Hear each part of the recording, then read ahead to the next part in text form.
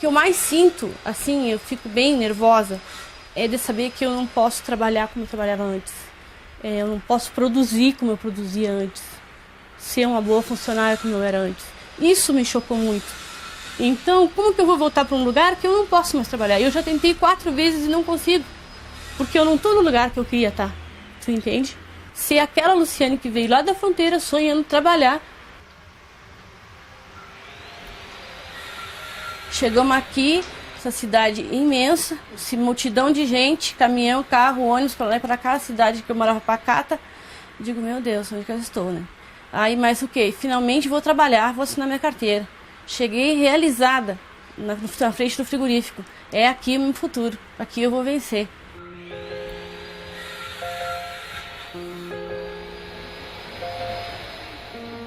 Dia 3 agora de janeiro faria 12 anos que eu estaria na empresa, né?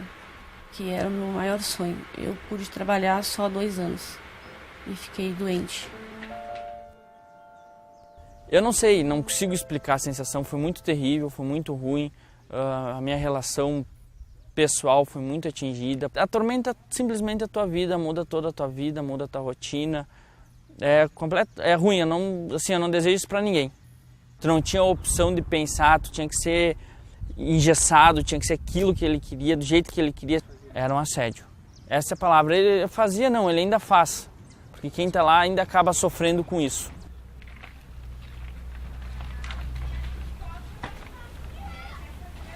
Aqui é a minha casa. Meu nome é Luciane Batista de Freitas. Eu sou natural de São Gabriel. São Gabriel na fronteira.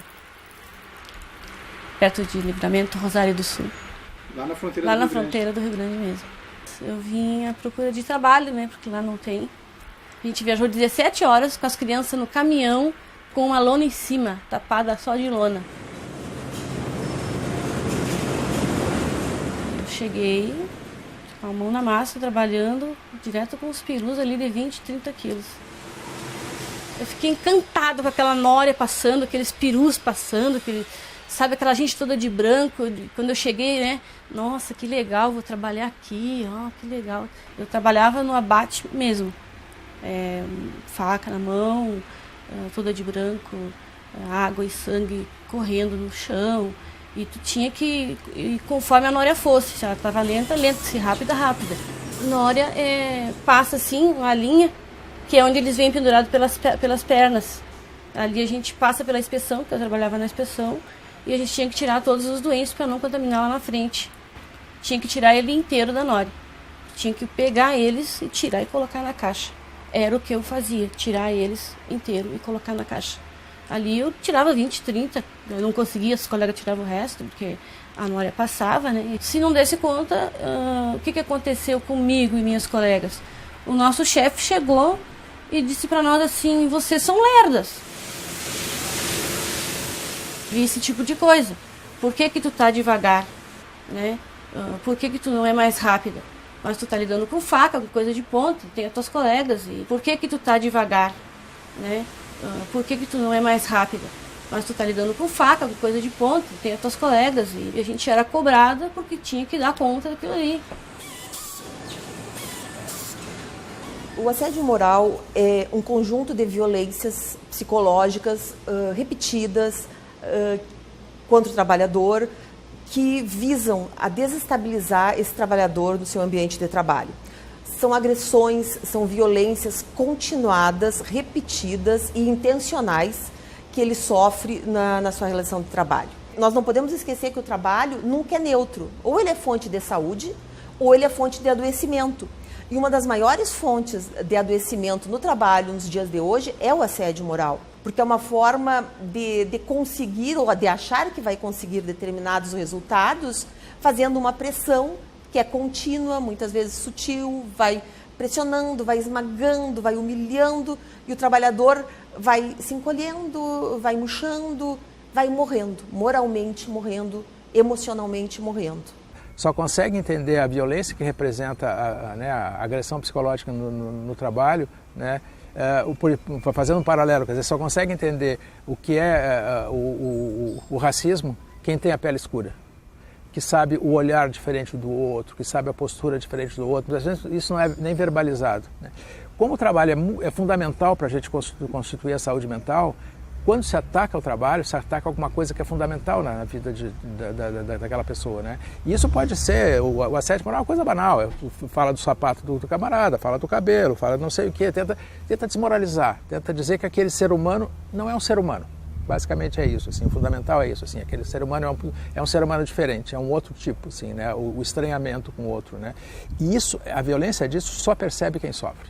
Quem está do lado, sabe, a pessoa olha e diz, sabe, ou quando o cara vai para casa e conta para a família não entende, acha que, sabe, manda o cara pastar, né? Manda o cara, não dá bola, não sei o quê, mas tu está atacando alguma coisa que a pessoa precisa muito para construir a sua saúde mental, que é ser reconhecido, reconhecer que o trabalho que ela faz é bem feito, reconhecer que o que ela faz é uma coisa que é útil para a sociedade. Quando tu ataca isso, tu ataca alguma coisa que é fundamental na construção da identidade.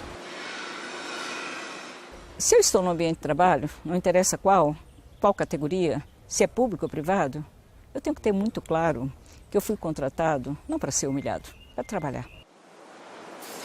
O trabalho ele tem um papel central na minha vida, na vida de cada um de nós. Ele nos dá identidade, ele fortalece a nossa identidade de trabalhador, nos fortalece como pessoa, nos identifica em relação ao outro. Ele continua sendo central, porque ele é o provedor, ele é quem me dá sustentação, né?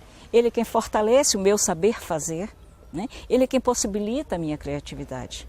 Eu pego um trabalhador, normalmente aqueles mais envolvidos com o trabalho, ou aqueles que criticam, né? Ou aqueles que têm alguma ação que não aceita, e passo a utilizar esse alvo como um exemplo pedagógico para os demais.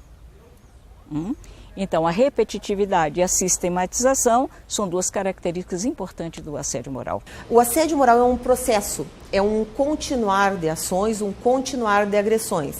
Não é assédio moral, por exemplo, uma agressão, uma discussão ou mesmo uma violência no ambiente de trabalho. Assédio moral é um verdadeiro somar de agressões, de violências contra um trabalhador. O trabalho ele é tão importante para a construção da saúde mental das pessoas, entende? Assim, ele é tão necessário, não é o salário, é o trabalho em si, é o que eu faço. Na verdade, assim, é o reconhecimento do meu trabalho. Ele é tão fundamental para a minha saúde mental que quando eu ataco isso, né, eu destruo o indivíduo. Independente, então, são as pessoas mais comprometidas com o trabalho, as pessoas para quem o trabalho é mais importante, as pessoas mais sérias, que são justamente as pessoas que são líderes, que são os caras de referência, que são os primeiros a pagar esse preço. São os caras que estão na linha de frente, não são os mais frágeis, assim, sabe? Não são as pessoas que têm uma história. Os caras que são mais folgados, entre aspas, assim, em geral eles conseguem atravessar pelo menos com menos dano esse tipo de situação. Meu nome é Wagner Tassotti e eu moro em Nova Milano. Pertence à cidade de Farroupilha. Eu trabalhava numa empresa de bebidas anteriormente, tá? Vendia, o foco principal era refrigerante. Trabalhei em torno de 2 anos lá.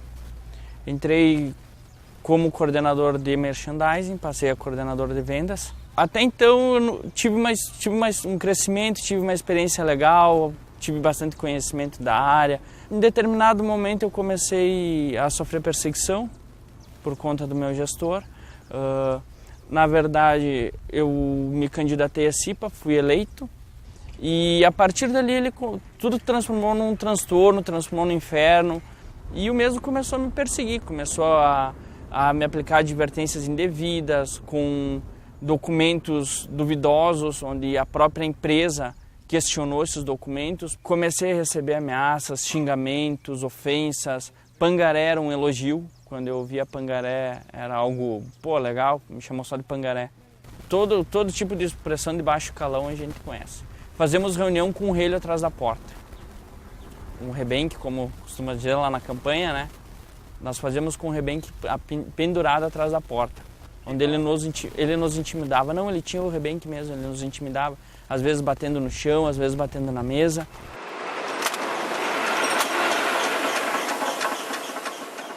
Existe assédio desde que existe trabalho. Existem pessoas que se acham no direito de humilhar, violentar, agredir outras pessoas. De um tempo para cá, isso foi se tornando mais visível. Foi se tornando mais visível a existência de assédio, foi se tornando mais visível, e isso é fundamental, o direito das pessoas saberem que não são obrigadas a se submeterem a assédio. Ou tu é muito gordo, ou tu é muito feio, ou tu é muito baixo, onde é que você viu o homem usar brinco, essa tatuagem é ridícula, e vai fazendo isso aos poucos, cada dia uma agressão. Dissimula boatos ou faz críticas relacionadas ao trabalho dessa pessoa, por exemplo. Como é que tu passaste nessa seleção se tu é um burro? Esse trabalho qualquer criança faz, e só podia ser coisa de mulher. Ah, tá você vendo logo que porque tu é gay, tu não consegue desenvolver teu trabalho. Da mesma forma com pessoas negras, da mesma forma com mulheres, se utilizam de características ou condições da pessoa para, por meio dessas características ou condições, desenvolver o assédio. O assédio moral se tornou um instrumento de gerência. Essa que é a questão. A violência psicológica se tornou um instrumento de gerência. Assim. Hoje, tu ser cínico, tu desrespeitar o colega do lado, é uma coisa normal. O cara é visto como um cara empreendedor, como um cara que está batalhando, como um cara bom, não sei o que e tal. Essas coisas, elas se tornaram aceitáveis. Há uma política forte, cuja meta é dar produção cada vez mais, lucratividade cada vez mais, há forma de gestões que não interessa se você vai adoecer em quanto tempo, que eu substituo você. Isso não está acontecendo na rua, não é violência que está acontecendo a céu aberto, é violência que está acontecendo no intramuros, é violência que está acontecendo no intramuros muitas vezes com música ambiente, com flores no ambiente de trabalho, com todo o discurso de responsabilidade social e ética corporativa. E é preciso que as empresas compreendam que quando ela não toma nenhuma posição em relação a essa ambientação, ela também perde, o que ela mais quer, inclusive. A produtividade, a lucratividade, nada contra que lucrem, que produzam, mas com respeito ao outro. Então, o assédio dentro das empresas, que é onde a gente convive a maioria das nossas horas, tá? Ele existe, ele é praticado, muitas vezes ele é intencional, porque ele é assim, porque assim é a cultura e nós precisamos mudar a cultura. Esta mudança nas relações, no comportamento, no mando, é que precisa ser mudado. Mas isso não é um cursinho de 5 horas. Passa primeiramente pela cabeça do empresário. Isso não tem dúvida. Se nós não mudarmos, nós não colheremos resultado. Se nós continuarmos com o método que estamos fazendo, que se faz de 10 anos, 20 anos, 30 anos, que o pai consolidou na empresa, que o filho não conseguiu mudar, que a filha não conseguiu alterar essa cultura, o resultado vai ser sempre o mesmo. Né? Hoje já tem uma situação onde ou você é inteligente e consegue fazer o grupo entender, né? Ou você fica sem pessoas, porque as pessoas hoje têm oportunidade. O Brasil, ele é um país hoje de pleno emprego.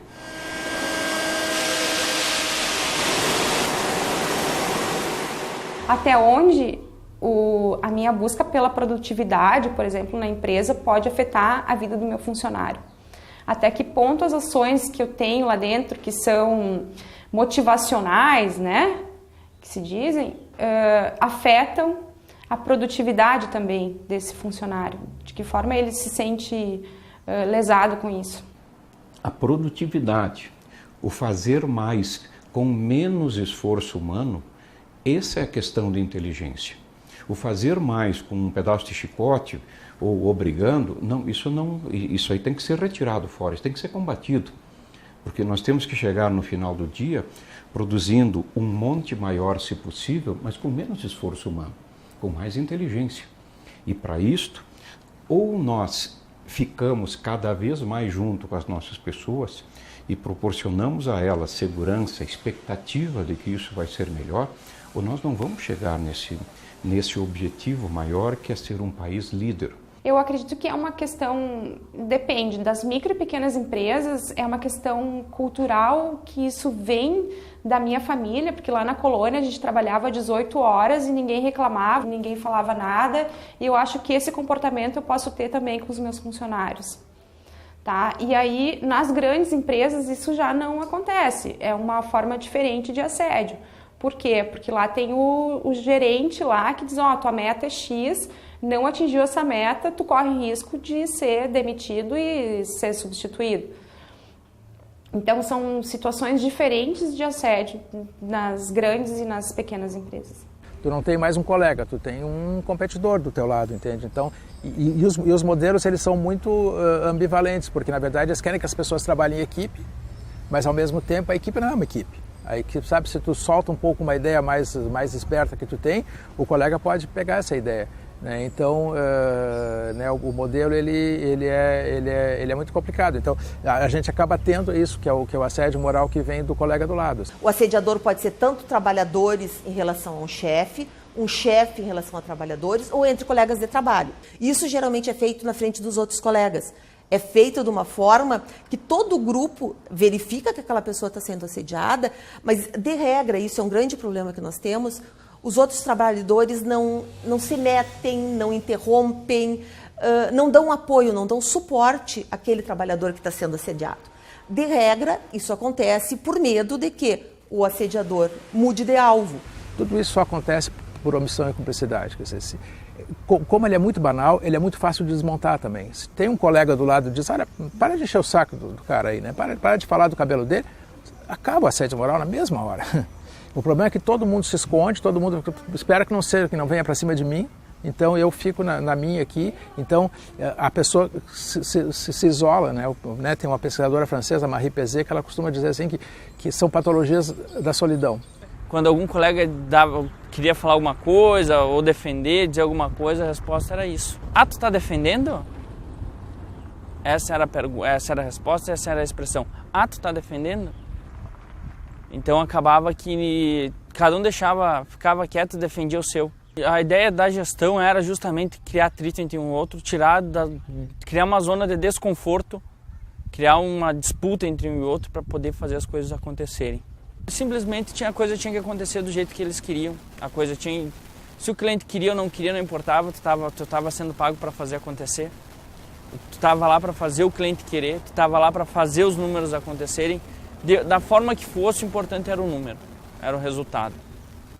Na verdade, ao lado do assédio interpessoal, que é esse que nós estamos falando, existe o assédio moral organizacional, que são formas de gestão, formas de levar a empresa, de estratégias de administração baseadas em injúrias, em medo, em agressões.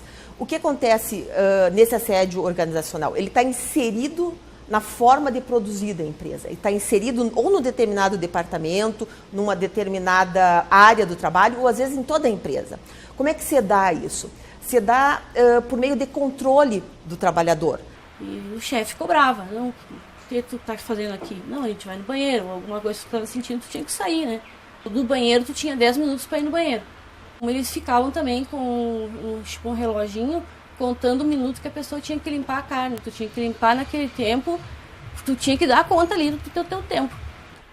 Chamou nós de lerda, que a gente era devagar, que a gente não dava conta do trabalho ali que tinha que dar, entendeu?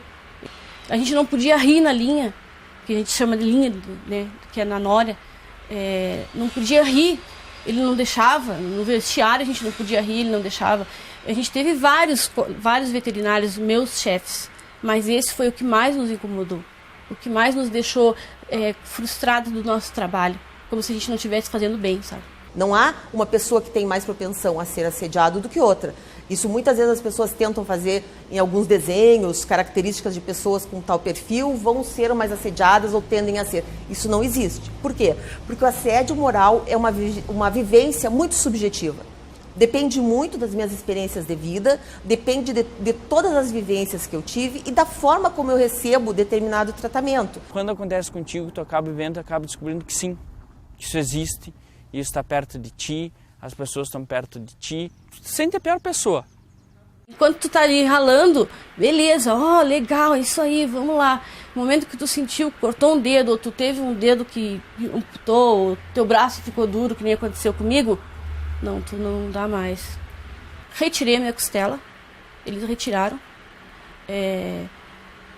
Fiz outra na cervical, tem parafuso e placa aqui em cima. Eles cortaram aqui embaixo e colocaram 2 argolas para soltar os tendões que estavam presos. E tudo isso, nada eu entendia. Ele tava fazendo cirurgia, estava operando, mas eu não estava entendendo. Eu sabia assim, que eu ia voltar a trabalhar com aqueles perus, eu ia voltar a cuidar deles. né? Porque para mim era isso, meu trabalho, que eu gostava do meu trabalho, do que eu fazia. Eu entrei em depressão por causa do que eu não entendia. O que significa tu não ser mais a mesma pessoa, né? Tu não ser mais 100%. Uma grande barreira para se combater o assédio moral é o fato do trabalhador assediado achar que a culpa é dele. Porque a pessoa acaba se isolando mais, a pessoa acaba se fechando mais com os amigos, com a família, e a pessoa vai adoecendo. As doenças vão desde depressão, as pessoas começam a beber, as pessoas tentam suicídio, as pessoas ficam com problema de pele, com dor de cabeça, com insônia. Isso vai gerando cada vez mais problemas, ele vai tendo que faltar ao trabalho, isso vai sendo motivo de um novo assédio, e isso acaba não tendo fim até o trabalhador ser despedido ou pedir demissão porque não aguenta mais. Filho da puta, corno, pangaré, irresponsável era uma, guri, que o guri dele era denegrindo, o guri era chamando de irresponsável, de conivente, chamava nós de viado, ele pegava nos nossos testículos enquanto nós estava dirigindo, sabe? Esse tipo de situação que não dá, não tem como existir, não tem como tu ter uma relação assim, não tem como tu viver uma coisa assim. E é importante também nós sabermos que essa agressão é sofrida pelo trabalhador, mas não fica nele. Ele vai para casa e ele chega em casa de uma outra forma, ele chega em casa triste, ele chega em casa se sentindo menos do que os demais. E isso gera efeitos na família, com esposa, com marido, com filhos. E ele começa a se fechar em si e achar que o problema é dele. A violência é tão grande que as pessoas se suicidam por causa disso. A gente tem casos lá no ambulatório, o cara que ficou assim, sabe, sob assédio durante 5 anos. E a primeira oportunidade que ele tem é quando ele vai consultar por uma dor no ombro e alguém pergunta como é que está a situação do trabalho e o cara se bota a chorar. Homens de 40 anos, os homens não choram, né? Então, homens de 40 anos hoje choram nas consultas, choram nos ambulatórios. Então, aconteceu alguma coisa muito séria, né? O trabalho ele foi muito transformado e muito agredido, né? Então ele está produzindo essas coisas e as pessoas não estão se dando conta, né? As empresas elas estão num processo de competição acirrada e elas acham que é necessário fazer tudo que for preciso para manter a sua competitividade. E tem gente que está pagando o preço. Eu sofro muito, porque eu adorava o meu trabalho.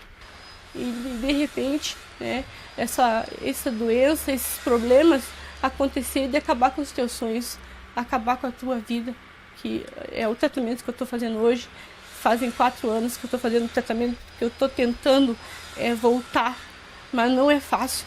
Uma pessoa que chega nessas condições não é fácil, principalmente tendo os teus chefes, que eu sei que os chefes que estavam na minha época não estão mais, porque eles também são mandados, são cobrados. Mas acontece que os chefão, eles não estão aí para ti. Se tu está doente, se tu precisa de medicação, se tu precisa... Não. Tu não produziu, acabou pra ti. A família é tudo pra gente. E a minha família, eles me apoiam muito. Porque eu, no momento, eu só penso em morrer. Sozinho é quase impossível. É muito difícil de tu sozinho fazer um enfrentamento com uma chefia, com uma relação de poder. Isso é uma coisa que não se consegue fazer. Assim. As pessoas precisam buscar formas coletivas, entende? Assim, o sindicato eu acho que é a forma mais fácil. O sindicato foi bastante importante. Wagner, esse tipo de atitude não é uma atitude digna, tu não precisa passar por isso. O sindicato ofereceu advogado, a empresa assumiu o risco, os gestores dele informaram que não vão desligar ele por causa disso. Ele continua trabalhando na empresa, ele responde por processo no Ministério do Trabalho, responde por processo na Justiça do Trabalho. A empresa sempre é responsável, porque a empresa é quem deve manter aquele ambiente de trabalho sadio. O que acontece quando se detecta um caso de assédio? A primeira coisa que se deve fazer é levar ao conhecimento de pessoas que, em princípio, dentro da empresa, deveriam tomar uma atitude. Só que se chega num momento que essa pessoa tem determinados privilégios ou determinada função ou situação, que essa pessoa não faz nada. Nesses casos, a pessoa tem que sair da empresa, a pessoa tem que fazer uma denúncia ou no próprio sindicato, ou na Superintendência Regional do Trabalho, ou aqui no Ministério Público do Trabalho? Eu saí da empresa no mês de julho, final de julho, tá? Eu passei 3 meses até que eu me desopilei. 3 meses que eu pude deitar, dormir descansado, sem ter sonho, sem ficar pensando. Foram 3 meses assim que eu precisei para tirar a empresa de mim, tirar isso que eu vivi de dentro de mim. Eu fiz tratamento com psicóloga para me ajudar, porque simplesmente foi difícil.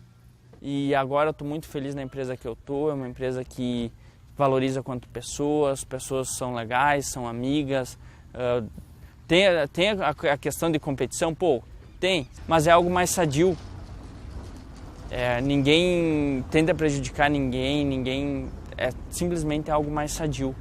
Totalmente diferente, é outra vida, eu tenho uma qualidade de vida agora, eu saio de manhã para trabalhar, eu volto no final da tarde, eu volto com um cansaço físico mesmo do trabalho, não um cansaço psicológico, não estou trabalhando com medo, estou trabalhando o que eu posso trabalhar, do jeito que eu posso trabalhar, estou obtendo resultados e isso está valendo muito a pena, essa experiência que eu estou vivendo.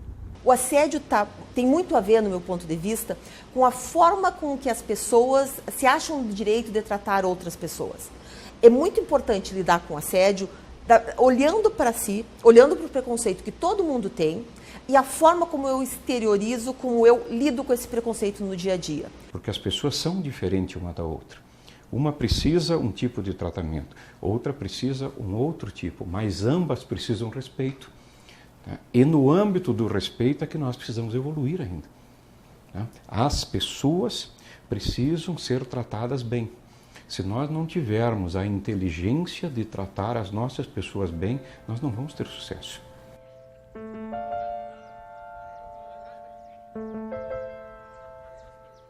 É necessário, sim, ações, resistência e pensar, sonhar, né? Ter como fronteira, né, os sonhos. Quando a gente perde essa possibilidade de sonhar com o pé no chão, com ações, de transformar essa sociedade em que a gente vive, tornando-a mais fraterna, tornando-a justa, tornando igualitária em direitos, não? A gente perde a dimensão dos sonhos.